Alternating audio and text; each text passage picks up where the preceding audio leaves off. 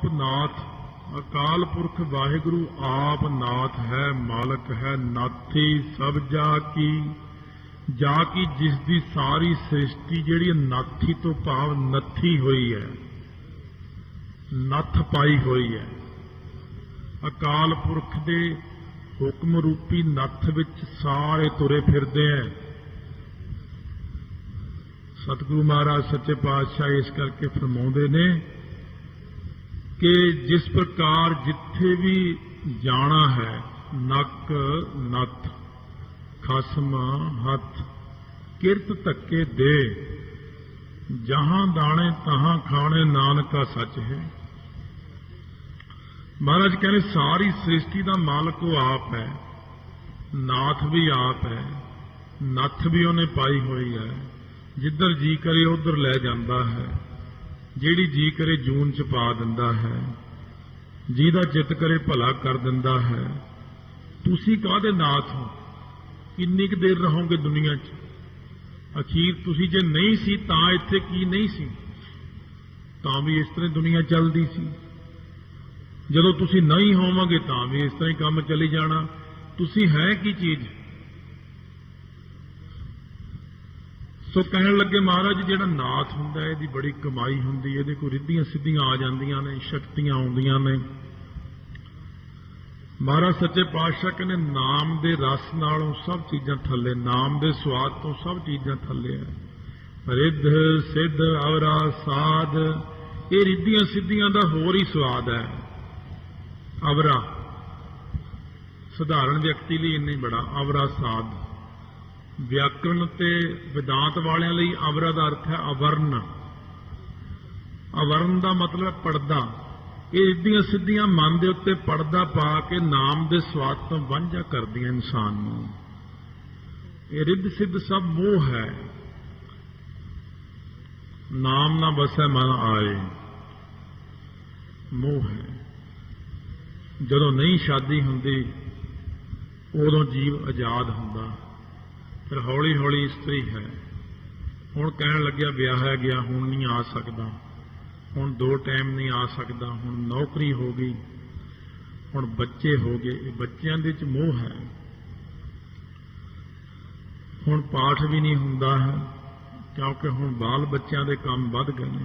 ये सारा कुछ नाम नाल तोड़दा। इसे तरह रिद्धियां सिद्धियां भी एक परिवार है, इन्हां दा मान है, इन्हां दा हंकार है। सो इस करके रिद्ध अन्न की तोट ना आउणी रिद्धि कहते ने। जिन्ना मर्जी अन्न वरताई जाओ मुकदा ही नहीं है। 5 किलो जलेबियां लैके उत्ते कपड़ा पा के रिद्धि वाला जे वरताउण लग जाए जिन्ने मर्जी लोग खा जाणो मुकदी ही नहीं है। सिद्धियां हुंदियां ने अणमा महिमा गरमा लगमा आदक 18 ने। 8 मुख सिद्धियां ते 10 गौण सिद्धियां। दूर की गल सुननी, नेड़े की गल सुननी, इच्छा मुताबक चलाउणा बशित सिद्धि है। पहला भी कई बार इन्हां दा निर्णय आ चुकिया। उड़ के चले जाना, किसी के मन की गल जान लैनी, किसी की देही विच प्रवेश कर जाना, देवतियां नाल मिल के खेडना, ये भी रिद्धियां सिद्धियां च आउंदा। बहुत पैसा बना देना, किसी नूं बच्चा दे देना, ये बड़ियां वड्डियां वड्डियां चीज़ां महाराज कहने ये रिद्धियां सिद्धियां निधियां। निधि च आउंदा है। निधियां च जिहड़ियां आउंदियां ने सोना चांदी हीरे मोती जवाहरात आदि ये निधियां ने। यो रिद्धि सिद्धि निधि 3 चीज़ां हुंदियां ने। प्रभ का सिमरन रिद्ध सिद्ध नौ निध। हुण दूजे पक्ष विच 10वें पातशाह कहंदे रिद्ध सिद्ध घरमों सब हुई। नाले रिद्धियां सिद्धियां मंगियां भी हैं। 2 तरीके ने इहदे। एक तां रिद्धियां सिद्धियां दा ही चेला बन जाना, एक हुंदा रिद्धियां सिद्धियां सुते सिद्ध वरतण। सानूं इन्हां नूं देखण दी लोड़ ना पवे, अपने आप ही काम हुंदे जाण। वो रिद्धियां सिद्धियां कई तां रिद्धियां सिद्धियां दे दास बन जांदे ने, उन्हां नूं तां आनंद नहीं आउंदा। ये रिद्धियां सिद्धियां ने सूरतां ने, शक्लां ने, सुंदर स्वरूप ने, गहने पाए हुए ने, ਇਹ ਬੰਦੇ ਦਾ ਮੋਹ ਪੈ ਜਾਂਦਾ ਫਿਰ ਇਹਨਾਂ ਵਿੱਚ, ਫਿਰ ਨਾਮ ਜਪਣਾ ਛੱਡ ਦਿੰਦਾ। ਨਾਮ ਨੂੰ ਹੌਲੀ ਹੌਲੀ ਜਪਣ ਤੋਂ ਰੋਕਦੀਆਂ ਨੇ, ਕਿਉਂਕਿ ਨਾਮ ਦੀ ਖੁਸ਼ਬੂ ਤੇ ਮਰਦੀਆਂ ਨੇ। ਨਾਮ ਨੂੰ ਹੌਲੀ ਹੌਲੀ ਜਪਣੋਂ ਰੋਕ ਵੀ ਦਿੰਦੀਆਂ ਨੇ ਤੇ ਬੰਦੇ ਉੱਤੇ ਆਪਣਾ ਕਾਬੂ ਪਾ ਲੈਂਦੀਆਂ ਨੇ। ਮਹਾਰਾਜ ਕਹਿੰਦੇ ਜਿਹੜਾ ਬੰਦਾ ਇਹਨਾਂ ਦੇ ਅਧੀਨ ਹੋ ਗਿਆ ਉਹ ਜਤ ਸਤ ਗਵਾ ਬੈਠਦਾ ਆਪਣਾ, ਤੇ ਨਾਮ ਨਾਲੋਂ ਟੁੱਟ ਜਾਂਦਾ, ਪ੍ਰੇਤੀਆ ਹੋ ਜਾਂਦਾ। ਇਸ ਕਰਕੇ ਭਾਈ ਇਹ ਜਿਹੜੀਆਂ ਰਿੱਧੀਆਂ ਸਿੱਧੀਆਂ ਨੇ ਹੋਰਨਾਂ ਦਾ ਸਵਾਦ, ਰਿੱਧੀਆਂ ਸਿੱਧੀਆਂ ਨੂੰ ਹੋਰ ਤਰੀਕੇ ਨਾਲ ਵਰਤਣਾ, ਇਹਨਾਂ ਦੇ ਦਾਸ ਨਹੀਂ ਬਣਨਾ, ਇਹਨਾਂ ਨੂੰ ਆਪਣੀਆਂ ਦਾਸੀਆਂ ਬਣਾ ਕੇ ਗੁਰਸਿੱਖ ਵਰਤਦਾ। ਗੁਰਬਾਣੀ ਰਾਹੀਂ ਜਿਹੜੀਆਂ ਰਿੱਧੀਆਂ ਸਿੱਧੀਆਂ ਮਿਲਦੀਆਂ ਨੁਕਸਾਨ ਨਹੀਂ ਕਰਦੀਆਂ, ਪਰ ਇੱਕ ਆਮ ਜਿਹੜੇ ਬਾਹਰਲੇ ਮੰਤਰ ਜੰਤਰ ਤੰਤਰ ਨੇ ਉਹਨਾਂ ਨਾਲ ਹੀ ਜਿਹੜੀ ਕਈ ਲੋਕ ਰਿੱਧੀਆਂ ਸਿੱਧੀਆਂ ਪ੍ਰਾਪਤ ਕਰਦੇ ਉਹ ਨੁਕਸਾਨ ਕਰਦੀਆਂ ਬਹੁਤ। ਇਹਦੇ 'ਚ ਵੀ ਫਰਕ ਹੈ। ਜਿਹੜੀਆਂ ਸਾਨੂੰ ਚੀਜ਼ਾਂ ਗੁਰਬਾਣੀ ਰਾਹੀਂ ਪ੍ਰਾਪਤ ਹੁੰਦੀਆਂ ਨੇ ਉਹਨਾਂ ਦਾ ਬਾਣਾ ਵੀ ਸਾਡੇ ਢੰਗ ਦਾ ਹੀ ਹੁੰਦਾ। ਜਿਹੜੀਆਂ ਬਾਹਰਲੀਆਂ ਰਿੱਧੀਆਂ ਸਿੱਧੀਆਂ ਨੇ ਜਾਂ ਤਾਕਤਾਂ ਨੇ ਉਹਨਾਂ ਦਾ ਬਾਣਾ ਵੀ ਸਾਡੇ ਵਾਲਾ ਨਹੀਂ ਹੁੰਦਾ। ਇਹ ਵੀ ਫਰਕ ਪੈਂਦਾ, ਬਾਣੇ ਦਾ ਵੀ ਫਰਕ ਪੈਂਦਾ। ਫਿਰ ਉਹਨਾਂ ਨੇ ਸਾਨੂੰ ਸਹੀ ਗਾਈਡ ਵੀ ਕਰਨਾ ਹੁੰਦਾ।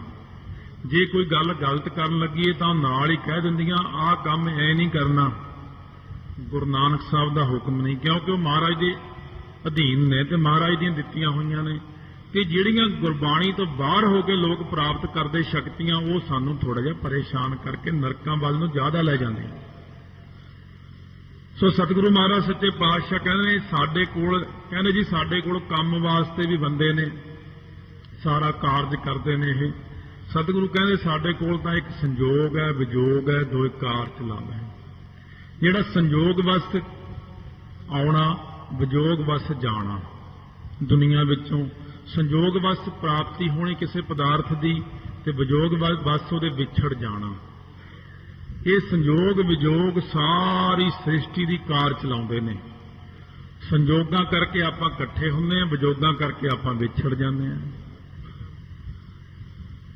ਗੁਰੂ ਮਹਾਰਾਜ ਸੱਚੇ ਪਾਤਸ਼ਾਹ ਅਰਦਾਸ ਕਰਦੇ ਨੇ ਪਰਮੇਸ਼ਰ ਅੱਗੇ, ਕਹਿੰਦੇ ਸੇ ਸੰਜੋਗ ਕਰੋ ਮੇਰੇ ਪਿਆਰੇ, ਜਿਤ ਰਸਨਾ ਹਰ ਨਾਮ ਉਚਾਰੇ। ਅਕਾਲ ਪੁਰਖ ਨੂੰ ਬੇਨਤੀ ਕਰਦੇ ਨੇ, ਹੇ ਵਾਹਿਗੁਰੂ ਉਹ ਸੰਜੋਗ ਬਖਸ਼ੋ ਜਿਹਦੇ ਕਰਕੇ ਨਾਮ ਜਪਣ ਲੱਗ ਜੀ। ਸਹੀ ਪਿਆਰੇ ਮੇਲ ਜਿੰਨਾ ਮਿਲਿਆ ਤੇਰਾ ਪਵਿੱਤਰ ਨਾਮ ਚਿੱਤਾ ਵੇ। ਲੇਖੇ ਆਵ ਹੈ ਭਾਗ। ਮਹਾਰਾਜ ਇਹ ਜਿਹੜਾ ਬਣਦਾ ਭੁਗਤ ਸਾਡੀ, ਇਹ ਫਿਰ ਬਣਦੇ ਆ ਅਸੀਂ। ਮਹਾਰਾਜ ਗੁਰੂ ਨਾਨਕ ਦੇਵ ਜੀ ਕਹਿੰਦੇ ਤੁਸੀਂ ਤਾਂ ਆਪਣਾ ਛਾਂਦਾ ਵੰਡਦੇ ਹੋ ਨਾ, ਅਕਾਲ ਪੁਰਖ ਨੇ ਪਹਿਲਾਂ ਹੀ ਛਾਂਦਾ ਵੰਡਿਆ ਹੀ ਹੋਇਆ। ਕਿਵੇਂ? ਕਹਿੰਦੇ ਲਿਖ ਦਾਤ ਜੋਤ ਵਡਿਆਈ। ਜਿੰਨੀ ਕਿਸੇ ਬੰਦੇ ਨੂੰ ਦਾਤ ਮਿਲਣੀ ਹੈ, ਜਿੰਨੀ ਕਿਸੇ ਦੇ ਅੰਦਰ ਜੋਤ ਪ੍ਰਗਟ ਹੋਣੀ ਹੈ, ਜਿੰਨੀ ਵਡਿਆਈ ਮਿਲਣੀ ਹੈ, ਦੁੱਖ ਸੁੱਖ ਮਿਲਣਾ, ਮਾਇਆ ਮਿਲਣੀ ਹੈ, ਇਹ ਬੰਦੇ ਦੇ ਭਾਗਾਂ ਵਿੱਚ ਪਹਿਲਾਂ ਹੀ ਲਿਖਿਆ ਹੁੰਦਾ ਹੈ। ਇਸ ਕਰਕੇ ਅਸੀਂ ਕਹਿੰਦੇ ਸੰਜੋਗ ਵਿਜੋਗ ਦੋਇ ਕਾਰ ਚਲਾਵ ਹੈ, ਲੇਖੇ ਆਵਹਿ ਭਾਗ। ਹਰੇਕ ਬੰਦੇ ਦੇ ਆਪੋ ਆਪਣੇ ਭਾਗ ਨੇ, ਉਹਦੇ ਭਾਗਾਂ ਮੁਤਾਬਕ ਕਿਸੇ ਨੂੰ ਬਹੁਤ ਕੁਝ ਮਿਲ ਜਾਂਦਾ ਹੈ, ਕਿਸੇ ਦੇ ਭਾਗ ਇਹੋ ਜਿਹੇ ਹੁੰਦੇ ਉਹਨੂੰ ਥੋੜਾ ਮਿਲਦਾ। ਇਸ ਕਰਕੇ ਸਿੱਧਾਂ ਨੂੰ ਜਦੋਂ ਨਿਰੁੱਤਰ ਕਰਦਾ ਤਾਂ ਕਹਿੰਦੇ ਮਹਾਰਾਜ ਤੁਹਾਨੂੰ ਮੱਥਾ ਟੇਕਦੇ, ਤੁਸੀਂ ਧੰਨ ਹੋ, ਤੁਸੀਂ ਸਾਡੀ ਕਿਸੇ ਚਾਲ 'ਚ ਫਸਦੇ ਨਹੀਂ। ਆਮ ਬੰਦੇ ਨੂੰ ਤਾਂ ਅਸੀਂ ਇੰਨੇ ਕੁ 'ਚ ਫਸਾ ਲੈਨੇ ਮਾੜੇ ਜਿਹੇ 'ਚ। ਬੰਦੇ ਤਾਂ ਸਾਡੇ ਉੱਤੇ ਆ ਕੇ ਚਰਨਾਂ ਤੇ ਡਿੱਗ ਪਏ ਨੇ, ਬੱਲੇ ਬੱਲੇ ਇੰਨੀ ਸ਼ਕਤੀ ਹੈ। ਤੁਸੀਂ ਨਹੀਂ ਡਿੱਗੇ, ਤੁਹਾਨੂੰ ਮੱਥਾ ਟੇਕਦੇ ਆ ਮਹਾਰਾਜ, ਆਦੇਸ਼ ਤੁਹਾਨੂੰ ਮੱਥਾ ਟੇਕਦੇ ਆ।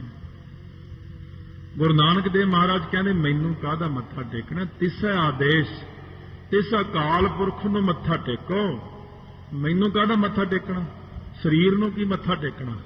ਜਿਹੜੇ ਸਰੀਰ ਨੇ ਨਾਸਵੰਤ ਹੋ ਜਾਣਾ ਉਸ ਸਰੀਰ ਨੂੰ ਕਾਹਦਾ ਮੱਥਾ ਟੇਕਣਾ? ਨਿਰੰਕਾਰ ਨੂੰ ਮੱਥਾ ਟੇਕੋ। ਤਾਂ ਉਹਦਾ ਸਰੂਪ ਕੈਸਾ? ਮਹਾਰਾਜ ਕਹਿੰਦੇ ਆਦ, ਜੋ ਸਾਰਿਆਂ ਦਾ ਆਦ ਰੂਪ ਹੈ, ਪਰ ਉਹਦਾ ਆਪਾਂ ਨੂੰ ਪਤਾ ਨਹੀਂ ਕਿ ਕਦੋਂ ਕਦਾ ਹੋ। ਅਨੀਲ ਮਾਇਆ ਕਾਲਖ ਤੋਂ ਰਹਿਤ ਹੈ, ਨੀਲ ਆਕਾਸ਼ ਆਦਿਕ ਤੱਤਾਂ ਤੋਂ ਰਹਿਤ ਹੈ, ਪੰਜਾਂ ਤੱਤਾਂ ਤੋਂ ਰਹਿਤ ਹੈ। ਨੀਲ ਪੁਣਾ ਪੈਂਦਾ ਜਿਹੜਾ ਮਾਇਆ ਕਲੰਕ, ਇਹ ਸਾਰੀਆਂ ਚੀਜ਼ਾਂ ਨੀਲ ਵਿੱਚ ਹੀ ਆ ਜਾਂਦੀਆਂ ਨੇ। ਅਨਾਦ ਅਨ ਆਦ, ਉਹ ਆਦ ਤੋਂ ਰਹਿਤ ਅਕਾਲ ਪੁਰਖ ਵਾਹਿਗੁਰੂ ਜੀ ਦਾ ਕੋਈ ਆਦ ਅੰਤ ਨਹੀਂ ਹੈ। ਅਨਾਹਤ, ਜੋ ਇੱਕ ਰਸ ਹੈ, ਇੱਕ ਰਸ ਚੱਲ ਰਿਹਾ ਹੈ।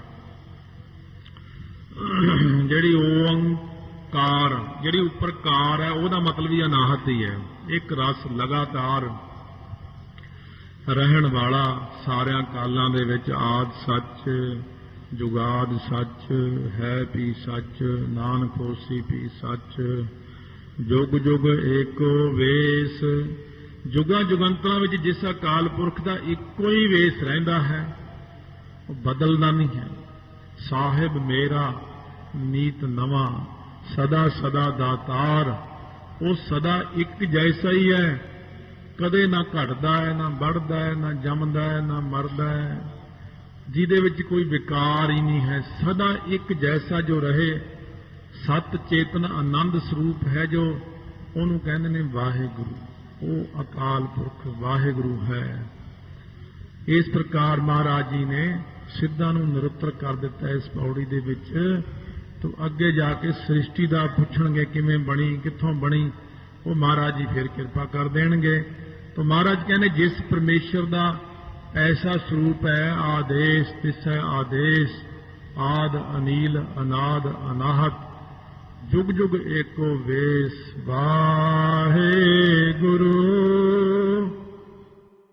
सच्चे पातशाह बख्शिशां कर रहे हैं अपने ते। एका माई जुगत व्याई। एका माई जिहड़ी है असल विच एका माई परमेश्वर आप ही है, दूजा तो हुण कोई उत्थे हुंदा ही नहीं। आप ही एका माई बन जाते हैं, आप ही सब कुछ बन जाते हैं, माया के राही सृष्टि की रचना करते हैं।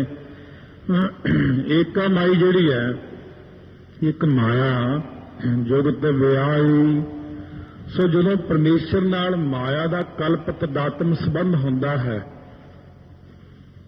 जुगत तो भाव जो जुड़ी, ते व्याई तो भाव जदों प्रसूता भाव नूं प्राप्त होई, उदों ये सृष्टि की रचना हुई। एका माई पहला उन्हें 3 गुणों की रचना कर दी। एका माई जुगत व्याई। कल्पत दातम संबंध की चीज है? जे कल्पत दातम संबंध बारे देखिए, जिवें अग है, अग बल दे विच आपां लोहा रख दईए ना, लोहा हौली हौली लाल हो जाता ते प्रकाश करन लग जाता लोहा। ये अग विच पैण करके लोहा लाल हुंदा ते प्रकाश करदा है। ये इहदा एक रूप है। फिर इस विचों ही दूजी सत्ता साड़न दी है। वो गर्म लोहा किसी दे पिंडे नूं ला दे सड़ जांदा। तीजी चीज इहदे च लोहे च गरमैश। ये 3 गल्लां इहदे च आ जांदियां ने। कल्पत आत्म संबंध, जिवें अग दे विच लोहा पाउण तो वो लाल भी होया, साड़न की समर्था भी हो गई, फिर उहदे विच गरमैश भी आ गई।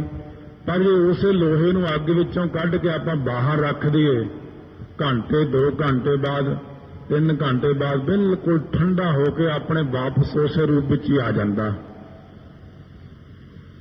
दूसरा प्रमाण हैगा कल्पत दातम संबंध दा जुगत व्याई विच, जिवें बलौर है, सफटक कहते हैं, बलौर भी कहते हैं। ये जिहड़ा बलौर हुंदा, बलौर चिट्टा रंग हुंदा, इहदा पारदर्शक भी हुंदा है। हीरे ते बलौर विच इन्ना फर्क है कि हीरा पारदर्शक नहीं हुंदा, हीरे विचों परले पासे नहीं देखा जा सकता, बलौर विचों देख सकते। बलौर नूं लाल रंग के कागज उपर रख दो, बलौर सारा लाल हो जाता। फिर कागज कढ़ दो, थल्ले चिट्टा रख दो, चिट्टा हो जाता। नीला कागज रख दो, बलौर नीला हो जाता। बलौर दे थल्ले जिहा जिहा कागज रखता, बलौर उहे जिहे रंग का हो जाता, बाद विच फिर उहा जिहा हो जाता। इसे तरह ब्रह्म जदों है, ब्रह्म जदों माया संयुक्त हुंदा, बलौर की अवस्था विच ही हुंदा है। जिन्ना चिर माया रही उन्ना चिर ईश्वर रूप हो जाता है। जदों माया पासे करती, ब्रह्म एक पासे हो गया, तो वह अपने असली रूप विच फिर आ जाता। इसे तरह जिहड़ा कल्पत दातम संबंध लोहे का प्रमाण दिता आपां ने, ये माया जड़ रूप है। जदों इहदे विच ब्रह्म की जोत पैंदी है, ब्रह्म की जोत पैण करके ये माया 3 रूप धारण कर जाती है। अपने ब्रह्म की जोत पैण करके माया के 3 रूप अपने आप ही बन जाते हैं। आजा मेक लोह सफटक कृष्णा। ये छंदोग उपनिषद विच लिखिया कि ਇਸ ਚੀਜ਼ ਨੂੰ ਅਜਾ ਅਜਨਮੀ, ਜਨਮ ਤੋਂ ਰਹਿਤ ਹੈ। ਮਾਇਆ ਦਾ ਵੀ ਕੋਈ ਜਨਮ ਨਹੀਂ ਹੈ, ਨਾ ਇਹਦਾ ਮਰਨ ਨਹੀਂ ਹੁੰਦਾ ਕੋਈ। ਮੇਕ ਹੁੰਦੀ ਇੱਕ, ਅਜਾ ਮੇਕ। ਲੋਹ ਹੁੰਦੀ ਹੈ ਇਹ ਜਿਹੜਾ ਰੰਗ ਇਹਦਾ ਲਾਲ ਰੰਗ, ਸਫਟਕ ਹੁੰਦਾ ਚਿੱਟਾ ਰੰਗ, ਤੇ ਕ੍ਰਿਸ਼ਨਾ ਹੁੰਦਾ ਕਾਲਾ ਰੰਗ। ਏਕਾ ਮਾਈ ਜੁਗਤ ਵਿਆਈ। ਇਹ ਏਕਾ ਮਾਇਆ ਜਦੋਂ ਜੁਗਤ ਦੇ ਸੰਯੁਕਤ ਹੋ ਕੇ ਜੁੜੀ ਪਰਮੇਸ਼ਰ ਨਾਲ, ਵਿਆਈ ਤੋਂ ਭਾਵ ਪ੍ਰਸੂਤਾ ਭਾਵ ਨੂੰ ਪ੍ਰਾਪਤ ਹੋਈ, ਤਾਂ ਇਹ ਮਾਇਆ ਨੇ 3 ਗੁਣਾਂ ਨੂੰ ਜਨਮ ਦਿੱਤਾ ਹੈ, ਜਿਹਦੇ ਵਿੱਚ 3 ਗੁਣਾਂ ਦੇ 3 ਰੰਗ ਜੰਮੇ ਨੇ, ਜਿਹੜੇ ਲੋਹ ਤੋਂ ਭਾਵ ਲਾਲ ਤੇ ਸਫਟਕ ਤੋਂ ਭਾਵ ਚਿੱਟਾ, ਕ੍ਰਿਸ਼ਨਾ ਕਾਲਾ। ਲੋਹ ਰਜੋ ਗੁਣ ਹੋ ਗਿਆ, ਸਫਟਕ ਸਤੋ ਗੁਣ ਹੋ ਗਿਆ ਚਿੱਟਾ ਰੰਗ, ਅਤੇ ਇਹਦੇ ਨਾਲ ਜਿਹੜਾ ਕ੍ਰਿਸ਼ਨਾ ਕਾਲਾ ਰੰਗ ਹੈ ਇਹ ਹੋ ਗਿਆ ਸਾਡਾ ਤਮੋ ਗੁਣ। ਹੁਣ ਇਹ 3 ਗੁਣ ਜਿਹੜੇ ਨੇ, ਇਹ 3 ਗੁਣਾਂ ਤੋਂ ਅੱਗੇ ਫਿਰ ਸਾਰੀ ਕਿਰਿਆ ਸ਼ੁਰੂ ਹੁੰਦੀ ਹੈ। 3 ਗੁਣ ਇਹਦੇ ਵਿੱਚ ਮੁੱਖ ਨੇ, ਜਿਵੇਂ 12 ਰੰਗ ਨੇ, 12 ਰੰਗਾਂ ਵਿੱਚ ਸਾਰੀਆਂ ਫੋਟੋਆਂ ਬਣ ਜਾਂਦੀਆਂ ਨੇ। ਇਸੇ ਤਰ੍ਹਾਂ ਸ੍ਰਿਸ਼ਟੀ 3 ਰੰਗਾਂ 'ਚ ਬਣਾਈ ਪਰਮੇਸ਼ਰ ਨੇ। ਰੰਗੀ ਰੰਗੀ ਭਾਤੀ ਕਰ ਕਰ ਜਿਨਸੀ ਮਾਇਆ ਜਿਹਨੂੰ ਪਾਈ, ਉਹੀ ਰੰਗ ਨੇ ਸਾਰੇ। ਇਹ 3 ਰੰਗਾਂ ਵਿੱਚ ਹੈ ਸ੍ਰਿਸ਼ਟੀ। 3 ਰੰਗਾਂ ਤੋਂ ਅੱਗੇ ਜਿੰਨੇ ਮਰਜ਼ੀ ਰੰਗ ਬਣਾ ਲਓ। ਮੁੱਖ ਰੰਗ 7 ਨੇ, 7 ਰੰਗਾਂ ਤੋਂ ਸਾਰੇ ਰੰਗ ਅੱਗੇ ਜਨਮ ਲੈਂਦੇ ਨੇ। ਇਸੇ ਪ੍ਰਕਾਰ 3 ਰੰਗਾਂ ਤੋਂ ਸ੍ਰਿਸ਼ਟੀ ਨੂੰ ਇਉਂ ਰਚ ਦਿੰਦੇ ਨੇ। ਹੁਣ ਜਿਹਦੇ ਵਿੱਚ ਸਤੋ ਗੁਣ ਬਹੁਲਤਾ ਵਿੱਚ ਹੁੰਦੀ ਤੇ ਰਜੋ ਤੇ ਤਮੋ ਸਮਾਨਤਾ ਥੋੜੇ ਥੋੜੇ ਹੁੰਦੇ ਨੇ। ਸਤੋ ਗੁਣ ਬਹੁਤਾ ਜ਼ਿਆਦਾ ਹੈ, ਰਜੋ ਤਮੋ ਥੋੜਾ ਥੋੜਾ ਹੈ। ਉਹਦੇ ਵਿੱਚ ਪੈਗੀ ਪਰਮੇਸ਼ਰ ਦੀ ਜੋਤ ਪ੍ਰਕਾਸ਼ ਪਾ ਦੀ। ਉਹਨੂੰ ਕਹਿੰਦੇ ਇਹ ਮਾਇਆ ਨੇ ਹੀ ਈਸ਼ਰ ਰੂਪ ਧਾਰਨ ਕਰ ਲਿਆ, ਤੇ ਈਸ਼ਰ ਰੂਪ ਧਾਰਨ ਕਰਕੇ ਹੀ ਇਹ ਸ੍ਰਿਸ਼ਟੀ ਦੀ ਰਚਨਾ ਕਰਦੀ ਹੈ ਪਰਮੇਸ਼ਰ ਦੀ ਸੱਤਾ ਲੈ ਕੇ। ਜਦੋਂ ਇਹ ਸ੍ਰਿਸ਼ਟੀ ਦੀ ਰਚਨਾ ਕਰਦੀ, ਜੀਵ ਨੂੰ ਕਿਵੇਂ ਬਣਾਉਂਦੀ ਹੈ? ਇਹ ਰਜੋ ਤੇ ਤਮੋ ਗੁਣ ਜਿਹੜੇ ਨੇ ਇਹਨਾਂ ਦੀ ਪ੍ਰਧਾਨਤਾ ਹੁੰਦੀ ਹੈ, ਤੇ ਸਤੋ ਗੁਣ ਦੀ ਥੋੜੀ ਅੰਸ਼ ਹੁੰਦੀ, ਜਿਵੇਂ 10% ਹੀ ਸਤੋ ਗੁਣ ਹੈ। ਬਾਕੀ ਦੇ ਜਿਹੜੇ ਨੇ ਬਹੁਤੇ ਨੇ ਤਮੋ ਗੁਣ ਤੇ ਰਜੋ ਗੁਣ ਹੋਣ ਕਰਕੇ ਇਹ ਆਪਾਂ ਜਿਹੜੇ ਜੀਵ ਬੈਠੇ ਆ, ਆਪਾਂ ਬਣਦੇ ਆ ਰਜੋ ਤੇ ਤਮੋ ਗੁਣ ਦੇ ਸੰਯੁਕਤ। ਆਪਣੇ ਵਿੱਚ ਤਾਂ ਕੋਈ ਤਮੋ ਗੁਣੀ ਬਹੁਤ ਗੁੱਸੇਖੋਰ ਆਦਮੀ ਆ, ਬੜਾ ਮਾੜੀਆਂ ਚੀਜ਼ਾਂ ਖਾਣ ਵਾਲਾ ਵੀ, ਪਰ ਉਹ ਇੱਥੇ ਘੱਟ ਹੀ ਆਉਂਦੇ। ਤਮੋ ਗੁਣ ਨਹੀਂ ਆਉਂਦਾ ਇੱਥੇ, ਰਜੋ ਗੁਣੀ ਜਾਂ ਸਤੋ ਗੁਣੀ ਪਹੁੰਚਦੇ ਨੇ ਇੱਥੇ। ਇਸ ਪ੍ਰਕਾਰ ਮਾਇਆ ਜੀਵ ਦੀ ਰਚਨਾ ਕਰਦੀ ਹੈ। ਪਰਮੇਸ਼ਰ ਇਹਨੂੰ ਜੜ ਨੂੰ ਸੱਤਾ ਦਿੰਦਾ, ਜੜ ਰੂਪ ਮਾਇਆ ਨੂੰ ਸੱਤਾ ਦੇ ਕੇ ਸ੍ਰਿਸ਼ਟੀ ਦੀ ਰਚਨਾ ਕਰਦਾ। ਜਦੋਂ ਪਰਮੇਸ਼ਰ ਨੇ ਮਾਇਆ ਨੂੰ ਆਪਣੀ ਸੱਤਾ ਦੇ ਦਿੱਤੀ, ਤਾਂ ਮਾਇਆ ਨੇ ਸ੍ਰਿਸ਼ਟੀ ਦੀ ਰਚਨਾ ਕਰ ਦਿੱਤੀ 3 ਗੁਣ ਬਣਾ ਕੇ। 3 ਗੁਣਾਂ ਤੋਂ ਅੱਗੇ ਸੂਖਮ 5 ਤੱਤ ਸ਼ਬਦ ਸਪਰਸ਼ ਰਸ ਰੂਪ ਗੰਧ ਬਣਾ ਕੇ ਅੱਗੇ 5 ਸਥੂਲ ਤੱਤ ਖੜੇ ਕਰ ਦਿੱਤੇ। 5 ਸਥੂਲ ਤੱਤ ਜਿਹੜੇ ਨੇ ਉਹ ਸਾਰਿਆਂ ਨੂੰ ਪਤਾ ਹੀ ਹੈ ਕਿ ਆਕਾਸ਼ ਹੈ, ਹਵਾ, ਫਿਰ ਪਾਣੀ ਹੈ, ਧਰਤੀ, ਅਗਨੀ ਹੈ।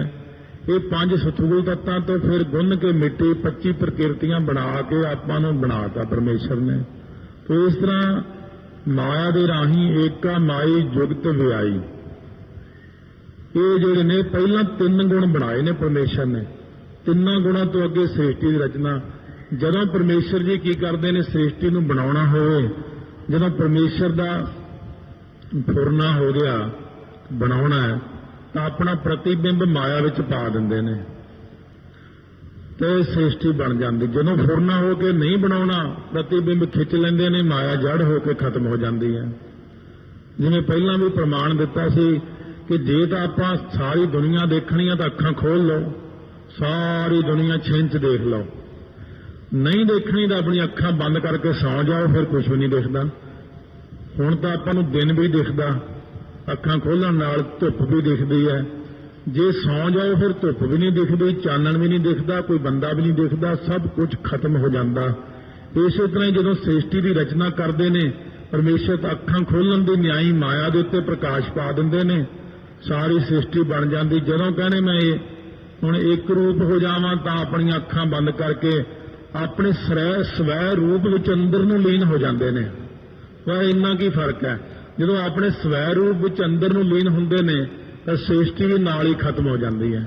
ਇਹਨੂੰ ਕਹਿੰਦੇ ਕਲਪਿਤ ਦਾਤਮ ਸੰਬੰਧ ਹੈ। ਇਹ ਏਕਾ ਮਾਈ ਜੁਗਤ ਵਿਆਈ। ਇੱਕ ਜਿਹੜੀ ਮਾਇਆ ਹੈ ਉਹ ਜੁਗਤ ਜਦੋਂ ਜੁੜੀ ਹੈ ਤਾਂ ਵਿਆਈ ਪ੍ਰਸੂਤਾ ਭਾਵ ਨੂੰ ਪ੍ਰਾਪਤ ਹੋ ਕੇ ਤਿੰਨ ਚੇਲੇ ਪ੍ਰਵਾਨ, ਰਜੋਗੁਣ ਤਮੋਗੁਣ ਸਤੋਗੁਣ ਰੂਪ ਚੇਲੇ ਜਿਹੜੇ ਸੀਗੇ ਸਪੁੱਤਰ, ਇਹਦੇ ਤਿੰਨ ਪੁੱਤਰ ਨੇ ਮਾਇਆ ਦੇ।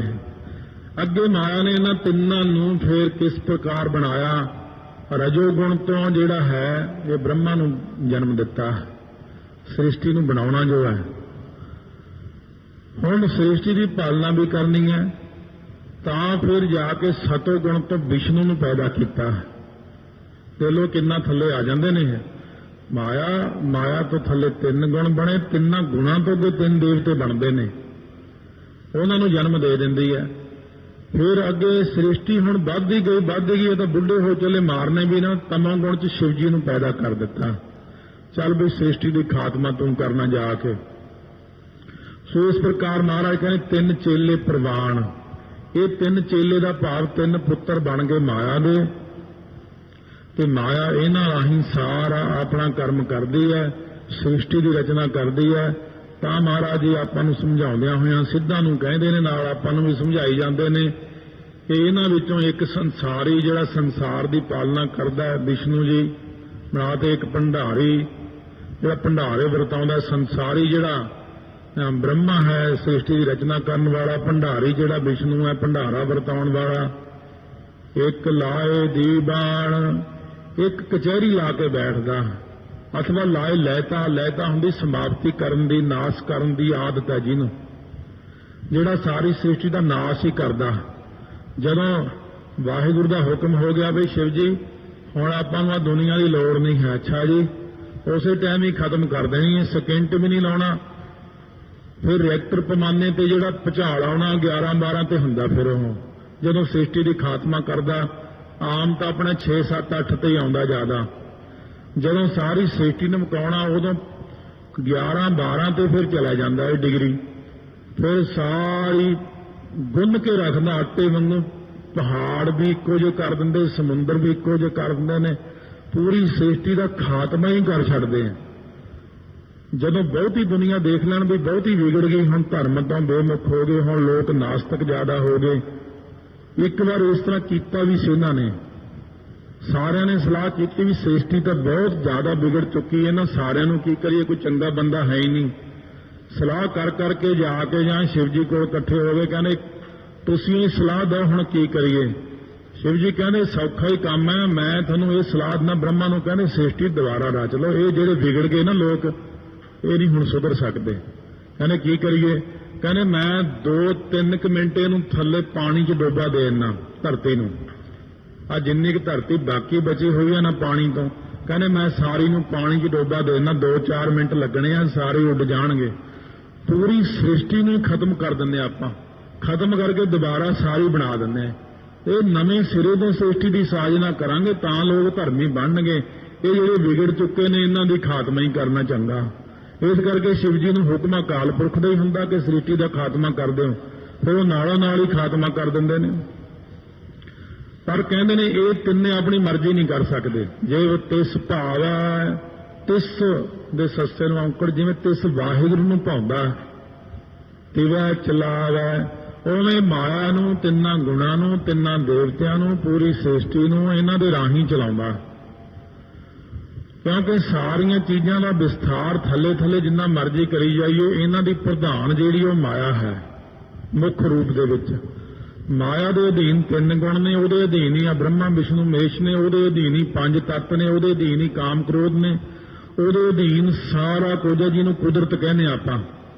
ਕੁਦਰਤ ਕਰਕੇ ਵਸਿਆ ਸੋਏ, ਕੁਦਰਤ ਹੈ ਬਲਿਹਾਰੀ, ਕੁਦਰਤ ਵਸਿਆ ਤੇ ਅੰਤ ਨਾ ਜਾਈ ਲਖਿਆ। ਇਹੀ ਕੁਦਰਤ 10ਵੇਂ ਪਾਤਸ਼ਾਹ ਨੇ ਚੰਡੀ ਕਹੀ ਹੈ, ਕਿਰਪਾ ਕਰੀ ਹਮ ਪਰ ਜਗ ਮਾਤਾ। ਉਹ ਜਗ ਮਾਤਾ ਇਸੇ ਸ਼ਕਤੀ ਨੂੰ ਕਹਿੰਦੇ ਨੇ। ਮਹਾਰਾਜ ਸੱਚੇ ਪਾਤਸ਼ਾਹ ਜੀ ਨੇ ਸਾਰੀ ਸ੍ਰਿਸ਼ਟੀ ਦੀ ਰਚਨਾ ਕੀਤੀ ਹੈ। ਜੇ ਤਿਸ ਭਾਵੈ ਤੇਵਾ ਚਲਾਵੈ, ਜੇ ਹੋਗਾ ਫੁਰਮਾਨ, ਫੱਫੇ ਨੂੰ ਔਂਕੜਾ ਇਸ ਕਰਕੇ ਫਰਮਾਨ ਦੀ ਜਗ੍ਹਾ ਤੇ ਫੁਰ ਕਿਹਾ ਕਰੋ, ਫੁਰਮਾਨ। ਜੇ ਹੋਗਾ ਫੁਰਮਾਨ, ਜਿਵੇਂ ਅਕਾਲ ਪੁਰਖ ਦਾ ਫੁਰਮਾਨ ਹੁੰਦਾ, ਫੁਰਮਾਨ ਹੁਕਮਨਾਮਾ, ਸ੍ਰੀ ਅਕਾਲ ਤਖਤ ਸਾਹਿਬ ਤੋਂ ਫੁਰਮਾਨ ਜਾਰੀ ਹੁੰਦੇ, ਹੁਕਮਨਾਮਾ ਰਾਜੇ ਮਹਾਰਾਜਾ ਦੇ ਫੁਰਮਾਨ ਜਾਰੀ ਹੁੰਦੇ ਨੇ। ਸੋ ਜੇ ਹੋਗਾ ਫੁਰਮਾਨ, ਜਿਵੇਂ ਫੁਰਮਾਨ ਜਾਰੀ ਹੁੰਦਾ ਨਾ ਅਕਾਲ ਪੁਰਖ ਵਾਹਿਗੁਰੂ ਵੱਲੋਂ, ਇਹਨਾਂ ਤਿੰਨਾਂ ਨੂੰ ਹੁਕਮ ਹੁੰਦਾ ਹੈ। ਤਾਂ ਉਸੇ ਪ੍ਰਕਾਰ ਹੀ ਚੱਲਦੇ ਨੇ। ਇਹ ਆਪਣੀ ਮਰਜ਼ੀ ਜਰਾ ਮਾਤਰ ਵੀ ਨਹੀਂ ਕਰਦੇ, ਨਾ ਕਰ ਹੀ ਸਕਦੇ ਨੇ। ਇਸ ਕਰਕੇ ਅਕਾਲ ਪੁਰਖ ਦੇ ਵਿੱਚ ਇਹ ਸਾਰੇ ਜਾਣੇ ਉਹਦੇ ਹੁਕਮ ਅਨੁਸਾਰ ਚੱਲਦੇ ਨੇ। ਉਹ ਵੇਖੈ ਉਹਨਾਂ ਨਦਰ ਨਾ ਆਵੈ, ਉਹ ਪੂਰੇ ਦਾ ਮੂੰਹ ਖੁੱਲਾ, ਹਾਏ ਨੂੰ ਔਂਕੜ ਹੋਣ ਕਰਕੇ ਜ਼ਿਆਦਾ ਹੀ ਕੁਝ ਅੱਖਰ ਇਸ ਤਰ੍ਹਾਂ ਦੇ ਬੋਲਣਾ ਪੈਂਦਾ। ਉਹ ਜਿਵੇਂ ਆਪਾਂ ਕਹਿੰਦੇ ਆ, ਇੱਕ ਤਾਂ ਆ ਬੈਠਾ ਹੈ, ਇੱਕ ਉਹ ਬੈਠਾ ਹੈ, ਇੱਕ ਉਹ ਜਿਹੜਾ ਸਾਹਮਣੇ ਖੜਾ ਹੈ, ਇਹ ਤਿੰਨ ਅੱਖਰ ਬਣ ਜਾਂਦੇ ਨੇ। ਇੱਕ ਨੇੜੇ ਵਾਲਾ ਵਿਅਕਤੀ ਹੈ, ਇੱਕ ਥੋੜਾ ਦੂਰ ਹੈ, ਇੱਕ ਉਸ ਤੋਂ। ਹੁਣ ਮਹਾਰਾਜ ਸੱਚੇ ਪਾਤਸ਼ਾਹ ਜੀ ਹੈ ਤਾਂ ਵਾਹਿਗੁਰੂ ਨੇੜੇ ਹੀ, ਪਰ ਪ੍ਰਮਾਤਮਾ ਵੱਲ ਨੂੰ ਇਸ਼ਾਰਾ ਕਰਕੇ ਕਹਿੰਦੇ ਉਹ ਵਾਹਿਗੁਰੂ ਵੇਖਿਆ ਉਹਨਾਂ ਨਜ਼ਰ ਨਾ ਆਵੇ। ਇਹਨਾਂ ਤਿੰਨਾਂ ਨੂੰ ਤਾਂ ਦਿਖਦਾ ਹੀ ਨਹੀਂ, ਨਾ ਇਹ ਤਿੰਨਾਂ ਗੁਣਾਂ ਨੂੰ ਦਿਖਦਾ, ਨਾ ਤਿੰਨਾਂ ਇਹਨਾਂ ਬ੍ਰਹਮਾ ਹੁਣਾਂ ਨੂੰ ਦਿਖਦਾ, ਉਹ ਹੀ ਨਜ਼ਰ ਆਉਂਦਾ। ਬਹੁਤਾ ਇਹੋ ਵਿਡਾਣ, ਵਿਡਾਣ ਹੁੰਦਾ ਹੈਰਾਨੀ, ਬੜੀ ਹੈਰਾਨੀ ਦੀ ਗੱਲ ਹੈ। ਚਲਾਉਂਦਾ ਵੀ ਇਹਨਾਂ ਨੂੰ, ਹੁਕਮ ਵੀ ਕਰਦਾ, ਪਰ ਨਜ਼ਰ ਨਹੀਂ ਆਉਂਦਾ। ਇਹ ਤਰਲੇ ਕਰਦੇ ਨੇ ਕਿਤੇ ਦਰਸ਼ਨ ਦੇ ਦਿਓ। ਇਹ ਤਾਂ ਉਦੋਂ ਬੜੇ ਖੁਸ਼ ਹੋਇਆ ਗੁਰੂ ਨਾਨਕ ਦੇਵ ਜੀ ਰੂਪ ਹੋ ਕੇ ਅਕਾਲ ਪੁਰਖ ਆਏ, ਤਾਂ ਇਹਨਾਂ ਨੇ ਬੜੀ ਸੇਵਾ ਕੀਤੀ। ਉਦੋਂ ਕਿਤੇ ਇਹਨਾਂ ਨੂੰ ਦਰਸ਼ਨ ਹੋਏ ਨੇ, ਉਦੋਂ ਕਿਤੇ ਆ ਕੇ ਦੇਖਿਆ ਕਿ ਆਹ ਸਾਨੂੰ ਚਲਾਉਣ ਵਾਲਾ ਵਾਹਿਗੁਰੂ ਹੈ, ਇਹ ਨਹੀਂ ਸਾਨੂੰ ਚਲਾਉਣ ਵਾਲੇ ਨਿਰੰਕਾਰ ਗੁਰੂ ਗ੍ਰੰਥ ਸਾਹਿਬ ਪੂਰੀ ਸ੍ਰਿਸ਼ਟੀ ਨੂੰ ਚਲਾ ਰਹੇ ਨੇ।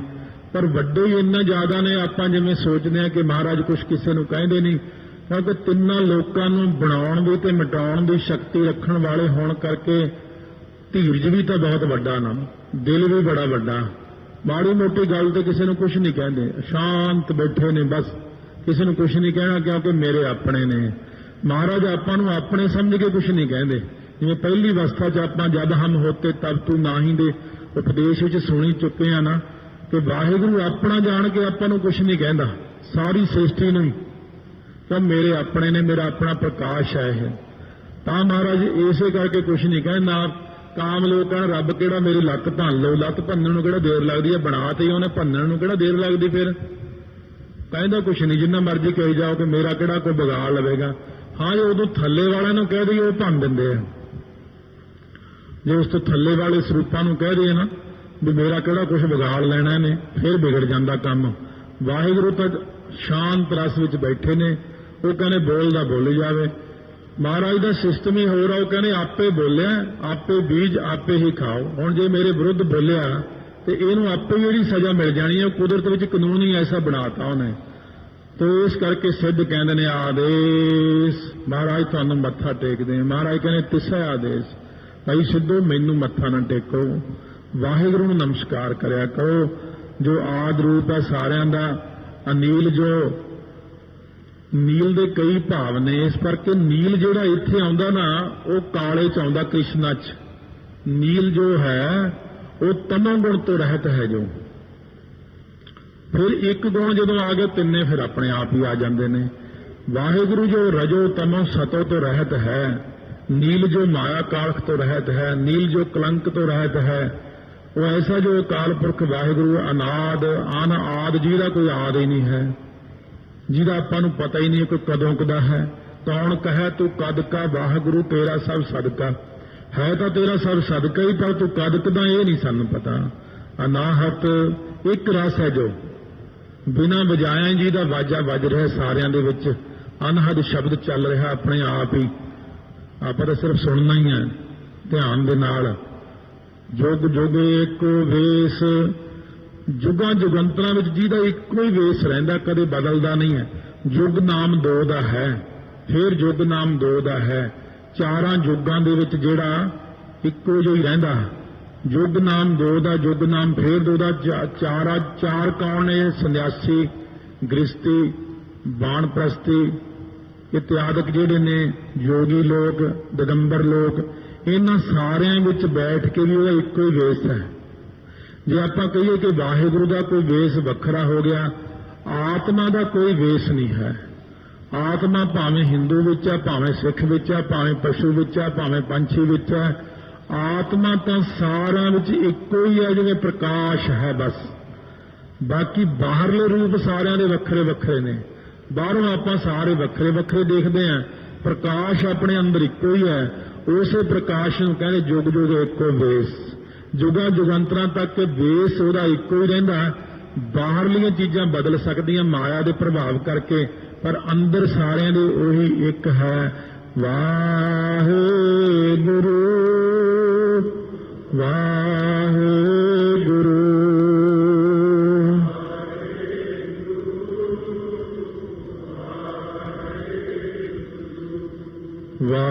ਵਾਹਿਗੁਰੂ ਵਾਹਿਗੁਰੂ।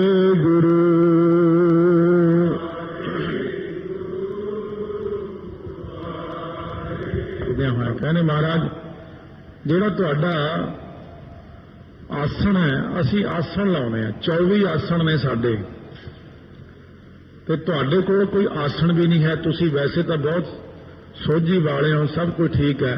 ਅਸੀਂ ਸਿੱਧ ਲੋਕ ਜਿੱਥੇ ਵੀ ਜਾਂਦੇ ਹਾਂ ਆਪਣਾ ਆਸਣ ਰੱਖਦੇ ਹਾਂ, ਤੇ ਫਿਰ ਸਾਡਾ ਭੰਡਾਰਾ ਵੀ ਹੁੰਦਾ, ਤੇ ਤੁਹਾਡੇ ਕੋਲ ਨਾ ਆਸਣ ਹੈ ਨਾ ਭੰਡਾਰਾ। ਸੋ ਗੁਰੂ ਨਾਨਕ ਦੇਵ ਮਹਾਰਾਜ ਸੱਚੇ ਪਾਤਸ਼ਾਹ ਕਹਿਣ ਲੱਗੇ, ਆਸਣ ਬੰਦੇ ਦਾ ਆਸਣ ਕੀ ਚੀਜ਼ ਹੈ? ਕਰ ਆਸਣ ਡਿਠੋ ਚਾਓ, ਅਕਾਲ ਪੁਰਖ ਵਾਹਿਗੁਰੂ ਹਰੇਕ ਹਿਰਦੇ ਵਿੱਚ ਆਪਣਾ ਆਸਣ ਜਿਹੜਾ ਲਾ ਕੇ ਬੈਠੇ ਨੇ ਤੇ ਚਾਉ ਨਾਲ ਸ੍ਰਿਸ਼ਟੀ ਨੂੰ ਦੇਖ ਰਹੇ ਨੇ। ਮਹਾਰਾਜ ਕਹਿੰਦੇ ਇਹੀ ਸਾਡਾ ਆਸਣ ਹੈ। ਕਿਹੜਾ? ਲੋਏ ਲੋਏ। ਲੋਏ ਲੋਏ ਦਾ ਅਰਥ ਹੈ ਬ੍ਰਹਮ ਲੋਕ, ਇੰਦਰ ਲੋਕ, ਸ਼ਿਵ ਲੋਕ, ਆ ਮਾਤ ਲੋਕ, ਪਤਾਲ ਲੋਕ, ਪਰੀ ਲੋਕ, ਦੇਵ ਲੋਕ, ਇਹ ਜਿੰਨੇ ਲੋਕ ਨੇ ਇਹਨਾਂ ਵਿੱਚ ਜਿਹੜਾ ਪਰਮੇਸ਼ਰ ਆਸਣ ਲਾ ਕੇ ਬੈਠਾ ਸਾਰਿਆਂ ਦੇ ਹਿਰਦਿਆਂ 'ਚ ਸਥਿਤ ਹੋ ਕੇ, ਇਹੀ ਸਾਡਾ ਆਸਣ ਹੈ। ਤੁਹਾਡੇ ਆਸਣ ਜਿਹੜੇ ਨੇ ਤਾਂ ਨਾਸਵੰਤ ਨੇ, ਫਟਣ ਵਾਲੇ ਨੇ, ਰੁੜ ਜਾਣ ਵਾਲੇ ਨੇ, ਪਰ ਜਿਹੜਾ ਸਾਡਾ ਆਸਣ ਹੈ ਨਾ, ਅਸੀਂ ਤਾਂ ਜਿਹੜਾ ਵਾਹਿਗੁਰੂ ਨੂੰ ਸਾਰਿਆਂ ਹਿਰਦਿਆਂ ਵਿੱਚ ਬੈਠਾ ਦੇਖਿਆ ਹੈ, ਇਹੀ ਸਾਡਾ ਆਸਣ ਹੈ। ਵਾਹਿਗੁਰੂ ਸਾਰਿਆਂ ਹਿਰਦਿਆਂ 'ਚ, ਸਾਰਿਆਂ ਲੋਕਾਂ ਵਿੱਚ, ਸਾਰਿਆਂ ਬ੍ਰਹਿਮੰਡਾਂ ਵਿੱਚ ਬੈਠਾ, ਬਸ ਇਹੀ ਨੂੰ ਆਸਣ ਜਾਣਿਆ। ਤੇ ਮਹਾਰਾਜ ਫਿਰ ਤੁਹਾਡਾ ਭੰਡਾਰ ਕਿਹੜਾ ਹੋਇਆ? ਸਤਿਗੁਰੂ ਮਹਾਰਾਜ ਕਹਿੰਦੇ ਤੁਹਾਡਾ ਭੰਡਾਰਾ ਤਾਂ ਮੁੱਕ ਜਾਂਦਾ, ਫਿਰ ਤੁਸੀਂ ਮੰਗਣ ਜਾਂਦੇ ਹੋ। ਕਹਿੰਦੇ ਅਸੀਂ ਤਾਂ ਇਹਨੂੰ ਭੰਡਾਰਾ ਮੰਨਿਆ ਜਿਹੜਾ ਹਰੇਕ ਬੰਦੇ ਦੇ ਮਸਤਕ ਦੇ ਉੱਤੇ ਭੰਡਾਰਾ ਪਾਇਆ ਹੋਇਆ ਉਹਨੇ। ਜੋ ਕਿਛ ਪਾਇਆ ਸੋ ਏਕਾ ਵਾਰ,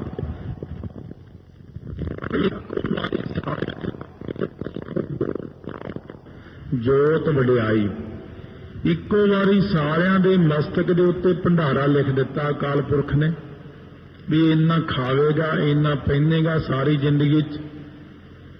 ਅਖੀਰ ਤੇ ਜਾ ਕੇ ਇੰਨੀਆਂ ਬੁਰਕੀਆਂ ਖਾ ਕੇ ਇੱਕ ਬੁਰਕੀ ਉਹਦੇ ਮੂੰਹ 'ਚ ਹੀ ਰਹਿ ਜਾਵੇਗੀ ਜਦੋਂ ਸਰੀਰ ਛੱਡੇਗਾ, ਇੰਨਾ ਵੀ ਉਹ ਲਿਖ ਦਿੰਦਾ। ਅੰਤਮ ਬੁਰਕੀ ਨੂੰ ਨਹੀਂ ਪਾ ਸਕੇਗਾ, ਉੱਥੇ ਹੀ ਚੜਾਈ ਕਰ ਜਾਂਦਾ। ਇਹ ਭੰਡਾਰ ਹਰੇਕ ਦੇ ਹਿਰਦੇ 'ਚ ਲਿਖਿਆ ਹੋਇਆ ਹੈ। ਭੰਡਾਰ ਜਿਹੜਾ ਕੁੱਲ ਸ੍ਰਿਸ਼ਟੀ ਨੂੰ ਉਹ ਵਾਹਿਗੁਰੂ 84 ਲੱਖ ਜੋਨ ਪਾਈ ਰਿਜਕ ਦਿਆ ਸਭ ਹੂੰ ਕੋ ਤਦਕਾ, ਉਹ ਜਦੋਂ ਦੀ ਸ੍ਰਿਸ਼ਟੀ ਪੈਦਾ ਕੀਤੀ ਉਦੋਂ ਦੇ ਭੰਡਾਰੇ ਦਿੱਤੇ ਹੋਏ ਨੇ ਸਭ ਨੂੰ। ਵਾਹਿਗੁਰੂ ਦੇ ਭੰਡਾਰੇ ਕਦੇ ਮੁੱਕਦੇ ਨਹੀਂ। ਤੁਹਾਡੇ ਭੰਡਾਰੇ ਮੁੱਕ ਸਕਦੇ ਨੇ, ਪਰ ਵਾਹਿਗੁਰੂ ਦੇ ਭੰਡਾਰੇ ਸਦਾ ਸਲਾਮਤ ਨੇ, ਕਾਇਮ ਨੇ। ਉਹਨੇ ਜੋ ਕੁਝ ਪਾਇਆ ਭੰਡਾਰਿਆਂ ਵਿੱਚ ਇੱਕੋ ਵਾਰ ਪਾਤਾ, ਉਹ ਮੁੱਕਣ 'ਚ ਹੀ ਨਹੀਂ ਆਉਂਦਾ ਹੈ, ਉਹ ਕਦੇ ਮੁੱਕਦਾ ਨਹੀਂ। ਨਾਲੇ ਵਾਹਿਗੁਰੂ ਨੇ ਜਦੋਂ ਸ੍ਰਿਸ਼ਟੀ ਰਚੀ ਹੈ ਨਾ, ਰਚਣ ਤੋਂ ਪਹਿਲਾਂ ਉਹਨੇ ਭੰਡਾਰੇ ਭੇਜੇ ਨੇ। ਪਹਿਲੋਂ ਦੇਤਾ ਰਿਜਕ ਸੰਭਾਹਾ, ਪਹਿਲੋਂ ਤੁਸੀਂ ਰਿਜਕ ਭੇਜਦੇ ਹੋ ਬੰਦੇ ਦਾ, ਪਿੱਛੋਂ ਦੇਤਾ ਜੰਤ ਉਪਾਹਾ, ਬਾਅਦ ਵਿੱਚ ਬੰਦੇ ਨੂੰ ਪੈਦਾ ਕਰਦੇ ਹੋ। ਰਿਜਕ ਪਹਿਲਾਂ ਤੋੜ ਦਿੰਦੇ ਹੋ ਉਹਦਾ, ਬੰਦੇ ਨੂੰ ਬਾਅਦ ਵਿੱਚ ਜਨਮ ਦਿੰਦੇ ਹੋ। ਇਸ ਕਰਕੇ ਸਤਿਗੁਰੂ ਮਹਾਰਾਜ ਕਹਿੰਦੇ ਜੋ ਕੁਛ ਪਾਇਆ ਸੋ ਏਕਾ ਵਾਰ, ਜੋ ਕੁਝ ਪਾਇਆ ਮਸਤਕ ਦੇ ਉੱਤੇ ਇੱਕੋ ਵਾਰੀ ਪਾ ਦਿੱਤਾ। ਵਾਹਿਗੁਰੂ ਕਿਸੇ ਗੱਲ ਦੀ ਕਿਸੇ ਨੂੰ ਕਮੀ ਰਹਿਣ ਹੀ ਨਹੀਂ ਦਿੰਦੇ। ਕਰ ਕਰ ਵੇਖਾ ਸਿਰਜਣਹਾਰ, ਕਰਕੇ ਇਹਨਾਂ ਜੀਵਾਂ ਨੂੰ ਪੈਦਾ, ਕਰਕੇ ਇਹਨਾਂ ਦੀ ਪਾਲਣਾ, ਫਿਰ ਵੇਖਾ, ਫਿਰ ਇਹਨਾਂ ਦੇ ਕਰਤੱਵਾਂ ਨੂੰ, ਕਰਤੂਤਾਂ ਨੂੰ, ਇਹਨਾਂ ਦੇ ਕਰਮਾਂ ਨੂੰ, ਜੋਗੀਆਂ ਨੂੰ, ਭੋਗੀਆਂ ਨੂੰ, ਸੋਗੀਆਂ ਨੂੰ, ਰੋਗੀਆਂ ਨੂੰ, ਸਭ ਨੂੰ ਦੇਖਦਾ। ਇਹ ਨਹੀਂ ਕਿ ਨਹੀਂ ਦੇਖਦਾ। ਉਹ ਜਿਹੜਾ ਸਿਰਜਣਹਾਰ ਹੈ, ਸ੍ਰਿਸ਼ਟੀ ਦਾ ਮਾਲਕ ਹੈ, ਉਹ ਜੀਵਾਂ ਨੂੰ ਸਾਰਿਆਂ ਨੂੰ ਰੋਜ਼ ਦੇਖਦਾ, ਹਰ ਵਕਤ ਦੇਖਦਾ। ਉਹਨੇ ਕਿਤੋਂ ਦੇਖਣ ਨਹੀਂ ਆਉਣਾ, ਉਹ ਤਾਂ ਵਿੱਚੇ ਹੀ ਬੈਠਾ ਦੇਖਦਾ। ਉਹ ਤਾਂ ਅਸਲ ਵਿੱਚ ਬਣਿਆ ਹੋਇਆ। ਇਹ ਆਪਣੇ ਵਿੱਚ ਇੱਕ ਵਖਰੇਵਾਂ ਪਾਤਾ ਕਿ ਮੈਂ ਫਲਾਨਾ ਹਾਂ, ਪਰ ਵਾਹਿਗੁਰੂ ਸਾਡੇ ਅੰਦਰ ਬੈਠ ਕੇ ਹੀ ਸਾਨੂੰ ਸਾਰਾ ਕੁਝ ਦੇਈ ਜਾਂਦਾ, ਕਿਰਪਾ ਕਰੀ ਜਾਂਦਾ। ਪ੍ਰਕਾਸ਼ ਵੀ ਉਹਦਾ ਅੰਦਰ ਹੀ ਹੈ, ਸਿਮਰਨ ਵੀ ਉਹਦਾ ਅੰਦਰ ਹੀ ਹੈ। ਨਾਨਕ ਸੱਚੇ ਕੀ ਸਾਚੀ ਕਾਰ, ਸੱਚੇ ਅਕਾਲ ਪੁਰਖ ਦੇ ਵਾਹਿਗੁਰੂ ਦੀ ਜਿਹੜੀ ਕਾਰ ਹੈ ਨਾ, ਇਹ ਬਿਲਕੁਲ ਝੂਠੀ ਕਾਰ ਨਹੀਂ ਹੈ। ਤੁਹਾਡੀਆਂ ਕਾਰਾਂ ਝੂਠੀਆਂ ਹੋ ਸਕਦੀਆਂ ਨੇ, ਤੁਹਾਡੇ ਕੰਮ ਝੂਠੇ ਹੋ ਸਕਦੇ ਨੇ, ਸੱਚੇ ਅਕਾਲ ਪੁਰਖ ਦੀ ਕਾਰ ਝੂਠੀ ਨਹੀਂ ਹੋ ਸਕਦੀ। ਜਿਹੜੀ ਉਹ ਕਾਰ ਕਰਦਾ ਦੁਨੀਆ ਨੂੰ ਪੈਦਾ ਕਰਨ ਦੀ, ਪਾਲਣਾ ਕਰਨ ਦੀ, ਮਾਰਨ ਦੀ। ਜਿਵੇਂ ਮੂਸੇ ਪੈਗੰਬਰ ਨੇ ਕਿਹਾ ਸੀ ਕਿ ਅੱਜ ਮੈਂ ਵਰਤਾਵਾਂਗਾ ਰੋਟੀ ਦੁਨੀਆ ਸਾਰੀ ਨੂੰ, ਪਰ ਉਹਨੇ ਇੱਕ ਬੰਦਾ ਇਸ ਕਰਕੇ ਛੱਡਤਾ ਕਿ ਉਹਨੇ ਖੋਟਾ ਕਰਮ ਕੀਤਾ ਕੋਈ। ਪਰਮੇਸ਼ਰ ਕਹਿਣ ਲੱਗੇ ਤੇਰੇ ਵੱਸ ਦੀ ਗੱਲ ਨਹੀਂ, ਤੂੰ ਤਾਂ ਬੰਦਿਆਂ ਦੀਆਂ ਗਲਤੀਆਂ ਦੇਖ ਕੇ ਉਹਨਾਂ ਨੂੰ ਭੁੱਖਾ ਮਾਰ ਦੇਂਗਾ। ਇਸ ਤਰ੍ਹਾਂ ਕਹਿੰਦੇ ਅਸੀਂ ਰੋਟੀ ਵੀ ਸਾਰਿਆਂ ਨੂੰ ਦੇਣੀ ਹੈ ਤੇ ਜਿਹੜਾ ਹਿਸਾਬ ਕਿਤਾਬ ਉਹ ਵੱਖਰਾ ਕਰਨਾ ਉਹਨਾਂ ਦਾ। ਇਸ ਕਰਕੇ ਅਕਾਲ ਪੁਰਖ ਵਾਹਿਗੁਰੂ ਦੀ ਜਿਹੜੀ ਕਾਰ ਹੈ ਨਾ, ਉਹ ਕਦੇ ਝੂਠੀ ਨਹੀਂ। ਜੋ ਕੁਝ ਉਹਨੇ ਕੀਤਾ ਹੈ ਪਿੱਛੇ, ਜੋ ਹੁਣ ਕਰ ਰਿਹਾ, ਜੋ ਅੱਗੇ ਨੂੰ ਕਰੇਗਾ, ਉਹ ਸਭ ਕੁਝ ਸੱਚ ਹੀ ਸੱਚ ਹੈ। ਆਦੇਸ਼ ਤਿਸਾ ਆਦੇਸ਼। ਸੋ ਮਹਾਰਾਜ ਕਹਿੰਦੇ ਨੇ ਅਕਾਲ ਪੁਰਖ ਵਾਹਿਗੁਰੂ ਨੂੰ ਹੀ ਸਾਡੀ ਨਮਸਕਾਰ ਹੈ, ਪਰਮਾਤਮਾ ਨੂੰ ਸਾਡੀ ਨਮਸਕਾਰ ਹੈ। ਜੇ ਤੁਸੀਂ ਕਹਿੰਦੇ ਹੋ ਆਦੇਸ਼ ਨਮਸਕਾਰ ਸਾਨੂੰ ਕਰਦੇ ਹੋ, ਅਸੀਂ ਤਾਂ ਇਹ ਕਹਿੰਦੇ ਹਾਂ ਕਿ ਤੁਸੀਂ ਸਾਨੂੰ ਨਮਸਕਾਰ ਨਾ ਕਰੋ, ਸਰਬ ਵਿਆਪਕ ਪਰਮੇਸ਼ਰ ਨੂੰ ਨਮਸਕਾਰ ਕਰੋ।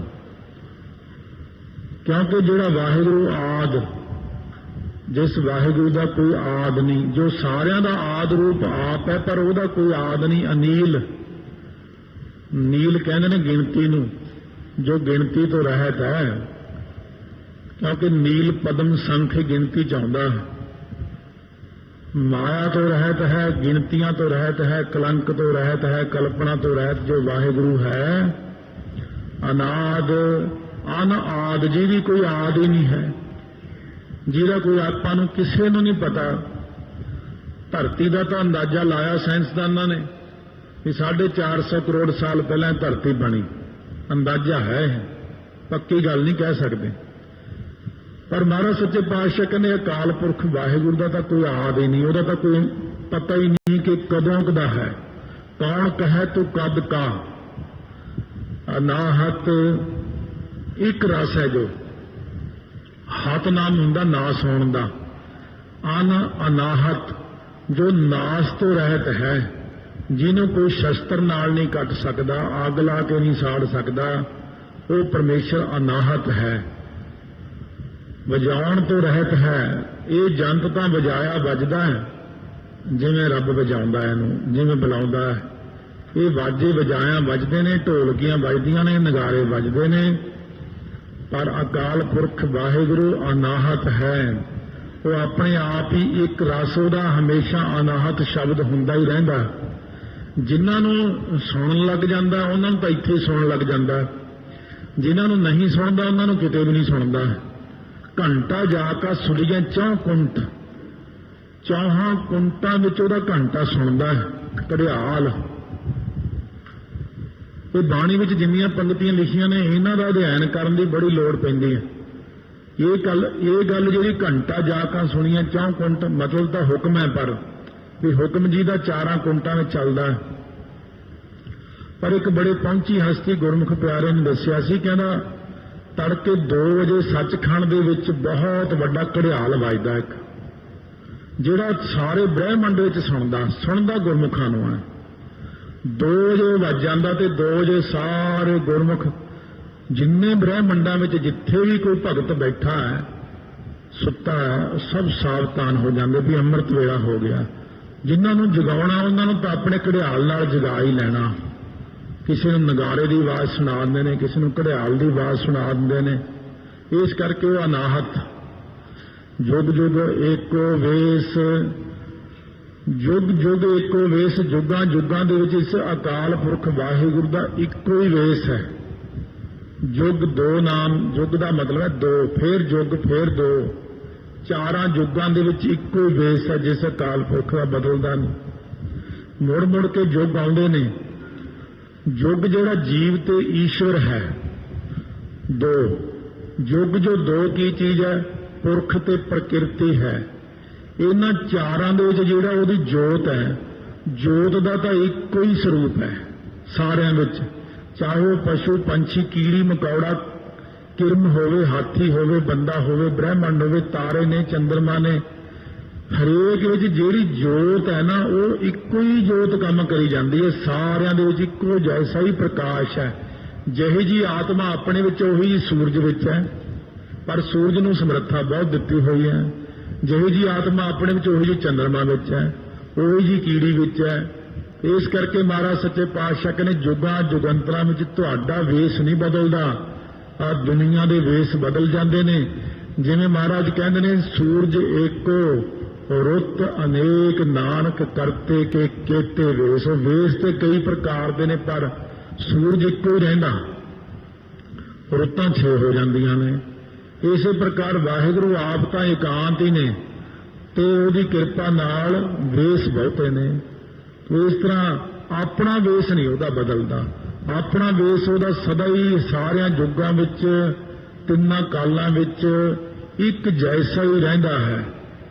ਇਸ ਕਰਕੇ ਮਹਾਰਾਜ ਕਹਿੰਦੇ ਨੇ ਆਦਿ ਸੱਚ ਜੁਗਾਦ ਸੱਚ ਹੈ ਪੀ ਸੱਚ ਨਾਨਕ ਹੋਸੀ ਪੀ ਸੱਚ। ਵਾਹਿਗੁਰੂ ਵਾਹਿਗੁਰੂ।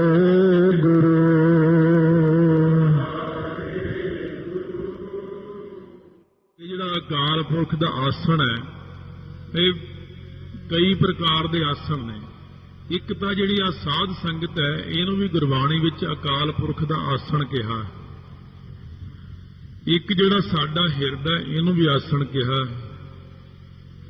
ਸਧਾਰਨ ਤੌਰ ਤੇ ਇੱਕ ਦੁਕਾਨ ਵਿੱਚ ਇੱਕ ਕੁਰਸੀ ਪਈ ਹੈ, ਕੁਰਸੀ ਦੀ ਕੀਮਤ ਹੈ 2000, 500, 5000 ਵੀ ਹੋ ਸਕਦੀ, 10000 ਵੀ ਹੋ ਸਕਦੀ ਹੈ। ਇੱਕ ਇੰਨੀ ਮਹਿੰਗੀ ਕੁਰਸੀ ਹੈ, ਪਰ ਉਹਦੀ ਕੀਮਤ ਉਦੋਂ ਕਰੋੜਾਂ ਰੁਪਏ ਬਣ ਜਾਂਦੀ ਹੈ ਜਦੋਂ ਉਹ ਕਿਸੇ ਬਹੁਤ ਵੱਡੇ ਆਦਮੀ ਦੇ ਥੱਲੇ ਚਲੀ ਜਾਂਦੀ। ਹੁਣ ਉਹਦੀ ਕੀਮਤ ਵੱਖਰੀ ਪੈ ਗਈ ਹੈ।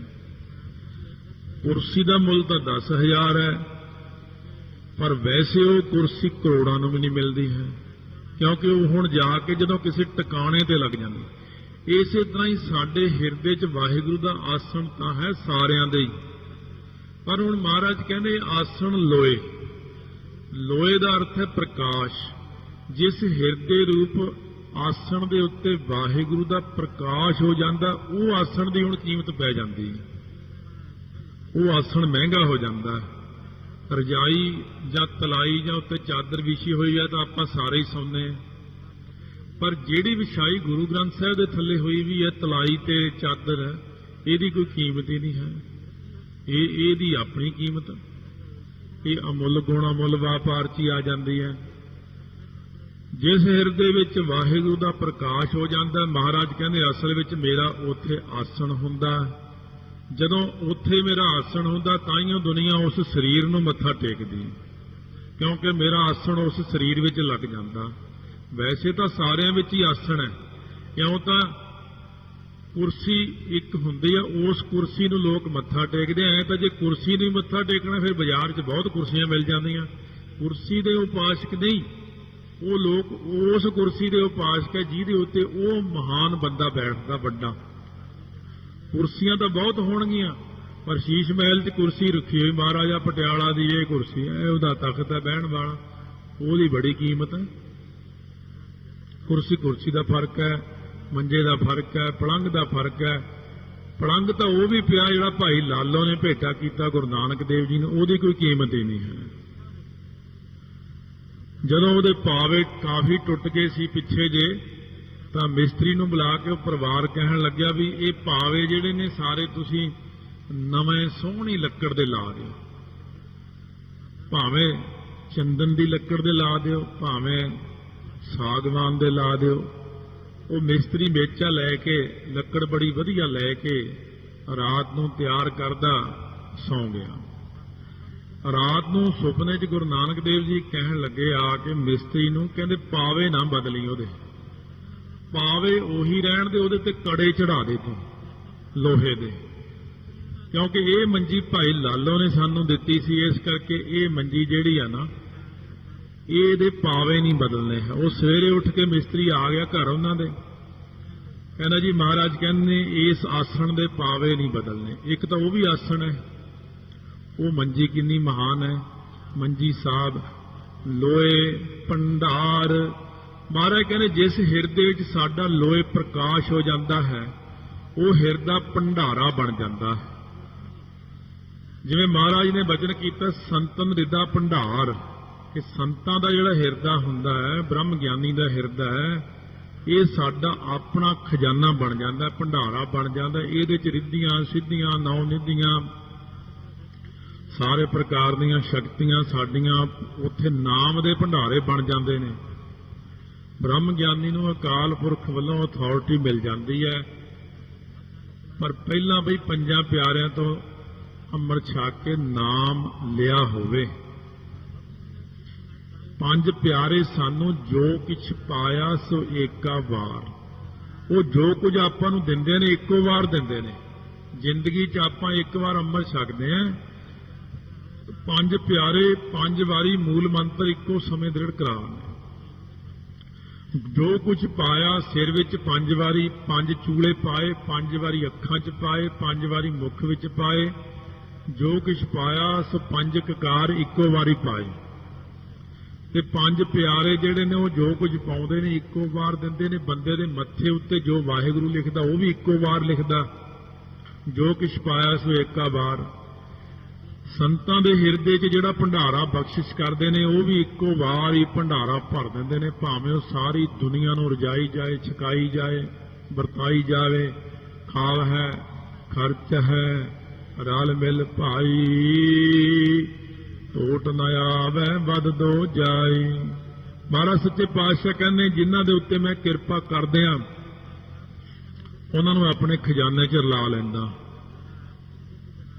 ਸੋ ਇਸ ਕਰਕੇ ਮਹਾਰਾਜ ਸੱਚੇ ਪਾਤਸ਼ਾਹ ਫਰਮਾਉਂਦੇ ਨੇ ਹਮ ਤਨਵੰਤ ਭਾਗਟ ਸਚ ਨਾਏ, ਹਰ ਗੁਣ ਗਾਵੈ ਸਹਿਜ ਸੁਭਾਏ। ਪੀਊ ਦਾਦੇ ਕਾ ਖੋਲ ਡਿਠਾ ਖਜ਼ਾਨਾ ਭੰਡਾਰਾ, ਤਾਂ ਮੇਰੇ ਮਨ ਭਇਆ ਨਿਧਾਨਾ। ਰਤਨ ਲਾਲ ਜਾ ਕਾ ਕਛੂ ਨਾ ਮੋਲ, ਭਰੇ ਭੰਡਾਰ ਅਫੂਟ ਅਤੋਲ। ਖਾਵੈ ਖਰਚ ਹੈ ਰਲ ਮਿਲ ਭਾਈ, ਤੋੜ ਨਾ ਆਵੈ ਵਾਧੋ ਜਾਈ। ਕਹੋ ਨਾਨਕ ਜਿਸ ਮਸਤਕ ਲੇਖ ਲਿਖਾਏ, ਸੋਇਤ ਖਜ਼ਾਨੇ ਲਹਿਰ ਲਾਏ। ਉਹ ਇਸ ਭੰਡਾਰੇ 'ਚ ਉਹਨੂੰ ਰਲਾ ਲੈਂਦੇ ਨੇ ਸੱਚੇ ਪਾਤਸ਼ਾਹ। ਜੋ ਕੁਛ ਪਾਇਆ ਸੋ ਏਕਾ ਵਾਰ। ਗੁਰੂ ਗ੍ਰੰਥ ਸਾਹਿਬ ਦੇ ਵਿੱਚ ਜੋ ਕੁਝ ਲਿਖਣਾ ਸੀ, ਸਤਿਗੁਰੂ ਜੀ ਨੂੰ, ਗੁਰੂ ਅਰਜਨ ਦੇਵ ਜੀ ਨੇ ਭਾਈ ਗੁਰਦਾਸ ਜੀ ਨੂੰ ਲਾ ਕੇ ਜੋ ਲਿਖਣਾ ਸੀ ਸੋ ਇੱਕੋ ਵਾਰ ਹੀ ਲਿਖ ਦਿੱਤਾ। ਇਹ ਵੀ ਖਜ਼ਾਨਾ ਉਸੇ ਤਰ੍ਹਾਂ ਹੀ ਪਾਇਆ ਹੋਇਆ। ਸ੍ਰੀ ਹਰਿਮੰਦਰ ਸਾਹਿਬ ਦੇ ਸਰੋਵਰ ਜਿਹੜਾ ਜਲ ਪਾਉਣਾ ਸੀ ਉਹ ਵੀ ਇੱਕੋ ਵਾਰ ਹੀ ਪਾਤਾ ਮਹਾਰਾਜ ਨੇ, ਕਿਉਂਕਿ ਪਰਮੇਸ਼ਰ ਜਿਹੜਾ ਕੰਮ ਕਰਦਾ ਇੱਕੋ ਵਾਰੀ ਕਰਦਾ। ਜੇ ਉਹਨੇ ਸ੍ਰਿਸ਼ਟੀ ਬਣਾਈ ਤਾਂ ਇੱਕੋ ਵਾਰੀ ਬਣਾਤਾ, ਬਾਰ-ਬਾਰ ਨਹੀਂ ਕਿ ਇੱਥੇ ਆ ਜੀ ਇੱਥੇ ਕਮੀ ਰਹਿ ਗਈ ਜੀ, ਇੱਥੇ ਸਮੁੰਦਰ ਨਹੀਂ ਸੀ ਬਣਾਇਆ, ਤੁਸੀਂ ਇੱਥੇ ਪਹਾੜ ਬਣਾਉਣਾ ਚਾਹੀਦਾ ਸੀ। ਕਹਿੰਦੇ ਮੈਂ ਜੋ ਬਣਾਉਣਾ ਸੀ ਇੱਕੋ ਵਾਰ ਬਣਾਤਾ। ਜੋ ਕੁਝ ਤੁਹਾਡੇ ਮਸਤਕ ਤੇ ਲਿਖਣਾ ਇੱਕੋ ਵਾਰ ਲਿਖ ਦਿੱਤਾ। ਜੋ ਕੁਛ ਪਾਇਆ ਸੋ ਏਕਾ ਵਾਰ। ਗੁਰਮੁਖਾਂ ਪਿਆਰਿਆਂ ਨੇ ਹਿਰਦੇ ਵਿੱਚ ਜੋ ਕੁਝ ਪਾਉਣਾ ਸੀ ਇੱਕੋ ਵਾਰ ਪਾ ਦਿੱਤਾ ਹੈ। ਮਹਾਰਾਜ ਜੀ ਇਹ ਗੁਰਮੁਖ ਪਿਆਰੇ ਬਣਦੇ ਕਿਵੇਂ ਨੇ, ਉਹਨੂੰ ਦੇਖਦੇ ਕਿਵੇਂ ਨੇ, ਪ੍ਰਕਾਸ਼ ਕਿਵੇਂ ਹੁੰਦਾ, ਭੰਡਾਰਾ ਕਿਵੇਂ ਬਣਦਾ, ਇਹਨਾਂ ਦੇ ਹਿਰਦੇ 'ਚ ਆਸਣ ਕਿਵੇਂ ਲੱਗ ਜਾਂਦਾ। ਅਕਾਲ ਪੁਰਖ ਦਾ ਆਸਣ ਤਾਂ ਸਾਡੇ ਅੰਦਰ ਵੀ ਹੈ, ਪਰ ਸਾਡੇ ਅੰਦਰ ਪ੍ਰਕਾਸ਼ਮਾਨ ਨਹੀਂ ਹੈ ਆਸਣ। ਸਾਡੇ ਅੰਦਰ ਤਾਂ ਖਾਲੀ ਖਾਲੀ ਹੈ, ਦਿਖਦਾ ਨਹੀਂ ਹੈ। ਮਹਾਰਾਜ ਕਹਿੰਦੇ ਗੁਰਮੁਖਾਂ ਨੇ ਦੇਖਿਆ ਉਹਨੂੰ, ਕਰ ਕਰ ਵੇਖੈ ਸਿਰਜਣਹਾਰ। ਗੁਰਮੁਖ ਕਰਦੇ ਨੇ ਪਹਿਲਾਂ ਸ਼ਰਵਣ, ਫਿਰ ਕਰਦੇ ਨੇ ਮੰਨਣ, ਫਿਰ ਕਰਦੇ ਨੇ ਨਿਧਿਆਸਣ ਕਮਾਈ, ਫਿਰ ਵੇਖੈ ਸਿਰਜਣਹਾਰ। ਫਿਰ ਉਹ ਸਿਰਜਣਹਾਰ ਅਕਾਲ ਪੁਰਖ ਨੂੰ ਵੇਖ ਲੈਂਦੇ ਨੇ। ਜਦ ਕੋਈ ਬੰਦਾ ਕਮਾਈ ਕਰੇਗਾ, ਕੋਈ ਅਭਿਆਸ ਕਰੇਗਾ, ਕੋਈ ਮਿਹਨਤ ਕਰੇਗਾ, ਇਸ਼ਨਾਨ ਕਰੇਗਾ, ਦਾਨ ਕਰੇਗਾ, ਜਿਹੜਾ ਐਸਾ ਕਰਮ ਕਰੇਗਾ ਨਾ, ਉਹ ਵਾਹਿਗੁਰੂ ਅਕਾਲ ਪੁਰਖ ਨੂੰ ਆਪਣੀ ਨਿਗਾਹ ਨਾਲ ਐਸੇ ਬ੍ਰਹਮ ਗਿਆਨੀ ਦੇਖ ਲੈਂਦੇ ਨੇ। ਤੁਸੀਂ ਵੀ ਕਰੋ, ਕਰ ਕਰ ਵੇਖੈ ਸਿਰਜਣਹਾਰ। ਕਰ ਕਰਕੇ ਤੁਸੀਂ ਵੀ ਸਿਰਜਣਹਾਰ ਦੇ ਦਰਸ਼ਨ ਕਰ ਲਓ, ਅਭਿਆਸ ਕਰ ਲਓ। ਮਹਾਰਾਜ ਜਦੋਂ ਬ੍ਰਹਮ ਗਿਆਨ ਹੋ ਜਾਂਦਾ ਹੈ ਕਿ ਫਿਰ ਉਹ ਚੁੱਪ ਕਰਕੇ ਬੈਠ ਜਾਂਦੇ ਨੇ, ਫਿਰ ਕੋਈ ਕਾਰ ਨਹੀਂ ਕਰਦੇ। ਨਾਨਕ ਸੱਚੇ ਕੀ ਸਾਚੀ ਕਾਰ। ਕਹਿੰਦੇ ਉਹ ਸੱਚੇ ਅਕਾਲ ਪੁਰਖ ਦੀ ਸੱਚੀ ਕਾਰ ਨੂੰ ਤਾਂ ਹਮੇਸ਼ਾ ਕਰਦੇ ਹੀ ਰਹਿੰਦੇ ਨੇ, ਉਹ ਕਦੇ ਨਾਮ ਨੂੰ ਵਿਸਾਰਦੇ ਨਹੀਂ। ਗੁਰੂ ਨਾਨਕ ਦੇਵ ਜੀ ਕਹਿੰਦੇ ਅਸੀਂ ਵੀ ਸੱਚੇ ਅਕਾਲ ਪੁਰਖ ਦੀ ਸੱਚੀ ਕਾਰ ਨੂੰ ਕਰਦੇ ਹਾਂ, ਅਸੀਂ ਵੀ ਨਾਮ ਜਪਦੇ ਹਾਂ। ਬ੍ਰਹਮ ਗਿਆਨੀ ਆਪ ਵੀ ਨਾਮ ਜਪਦੇ ਨੇ, ਸੰਗਤ ਨੂੰ ਵੀ ਨਾਮ ਜਪਾਉਂਦੇ ਨੇ, ਕਿਉਂਕਿ ਹੋਰ ਕਾਰ ਵੇਕਾਰ ਹੈ, ਇੱਕ ਸੱਚੀ ਕਾਰ ਹੈ, ਲਾਇਆ ਬਿਨ ਨਾਵੈ ਹੋਰ ਨਾ ਭਾਇਆ। ਇਹ ਸੱਚੇ ਅਕਾਲ ਪੁਰਖ ਦੀ ਸੱਚੀ ਕਾਰ ਸਾਨੂੰ ਕਰਨੀ ਚਾਹੀਦੀ ਹੈ ਹਮੇਸ਼ਾ ਵਾਸਤੇ, ਜਿਹੜੀ ਕਾਰ ਮਨੁੱਖ ਨੂੰ ਦਿੱਤੀ ਹੈ। ਕਿ ਮਹਾਰਾਜ ਜਿਵੇਂ ਕਹਿੰਦੇ ਨੇ, ਅਵਰ ਕਾਜ ਤੇਰਾ ਕਿਤਾ ਨਾ ਕਾਮ, ਮਿਲ ਸਾਧ ਸੰਗਤ ਭਜ ਕੇਵਲ ਨਾਮ, ਸਰੰਜਾਮ ਲਾਗ ਭਵਜਲ ਤਰਨ ਕੈ, ਜਨਮ ਬਿਰਥਾ ਜਾਤ ਰੰਗ ਮਾਇਆ ਕੈ।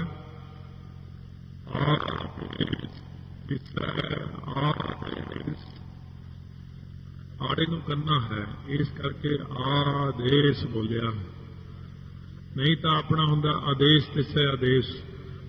ਕਿਉਂਕਿ ਜ਼ਿਆਦਾ ਇੰਪੋਰਟੈਂਸ ਦਿੱਤੀ ਨਹੀਂ ਇਸ ਗੱਲ ਨੂੰ, ਬਈ ਹੋਰ ਕਿਸੇ ਗੱਲ ਨੂੰ ਬੜਾ ਧਿਆਨ ਨਾਲ ਦੇਖਦੇ ਆ ਵੀ ਸਪੈਲਿੰਗ ਦੇ ਵਿੱਚ ਮਿਸਟੇਕ ਨਾ ਹੋ ਜਾਵੇ ਕੋਈ ਕਿਸੇ ਥਾਂ ਤੇ, ਨਹੀਂ ਤਾਂ ਲੋਕ ਮੈਨੂੰ ਮਖੌਲ ਕਰਨਗੇ, ਮੇਰੇ ਕੰਮ ਨਹੀਂ ਬਣਨਾ, ਮੇਰੇ ਨੰਬਰ ਕੱਟੇ ਜਾਣਗੇ।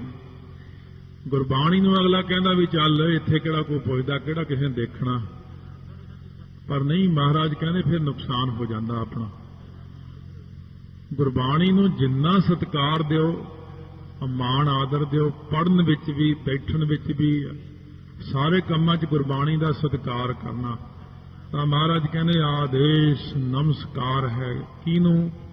ਤਿਸੈ ਆਦੇਸ਼, ਉਸ ਨੂੰ ਆਦੇਸ਼ ਹੈ ਭਾਈ ਸਿੱਧੋ ਜਿਹੜਾ ਸਾਰਿਆਂ ਦੇਸ਼ਾਂ ਵਿੱਚ ਆਇਆ ਹੋਇਆ ਹੈ, ਜਿਹੜਾ ਦੇਸ਼ਾਂ ਤੋਂ ਰਹਿਤ ਵੀ ਹੈ। ਇਹ ਦੋਨੋਂ ਹੀ ਗੱਲਾਂ ਉਹਦੇ ਵਿੱਚ, ਸਾਰਿਆਂ ਦੇਸ਼ਾਂ ਵਿੱਚ ਹੈ ਵੀ ਤੇ ਨਹੀਂ ਵੀ ਹੈ। ਆਦ ਜੋ ਆਦ ਰੂਪ ਹੈ ਸਾਰਿਆਂ ਦਾ, ਅਨੀਲ ਜੋ ਗਿਣਤੀਆਂ ਤੋਂ ਰਹਿਤ, ਮਾਇਆ ਤੋਂ ਰਹਿਤ ਹੈ।